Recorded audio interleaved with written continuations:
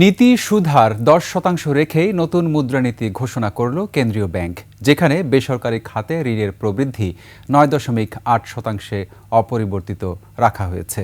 Challenge থাকলেও আগামী জুনের মধ্যে মূল্যস্ফীতি 7% থেকে 8% এবং 2026-এর শুরুতে তা 5-এর ঘরে নেমে আসবে বলে আশা বাংলাদেশ ব্যাংক গভর্নরের।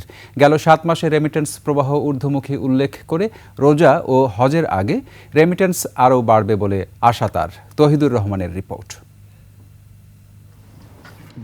দায়িত্ব নেয়ার পর প্রথমবারের মতো 2024-25 অর্থ বছরের শেষ মুদ্রানীতি ঘোষণা করলেন বাংলাদেশ ব্যাংকের গভর্নর ডক্টর আহসানিজ মনসুর।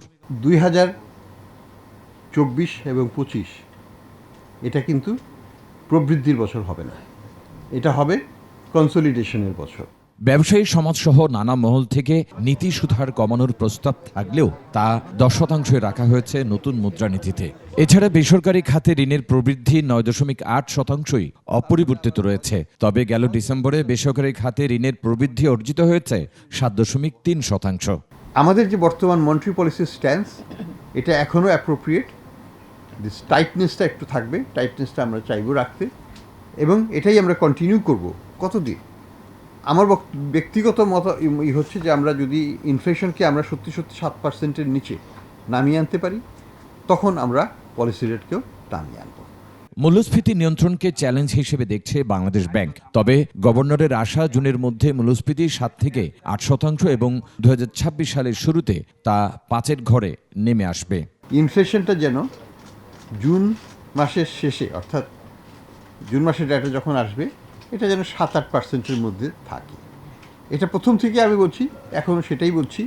আমার মনে করি যে আমাদের যে এক্সপেকটেশন, সেটাতে কোনো বড় কোনো পরিবর্তন এখনও হয় নাই।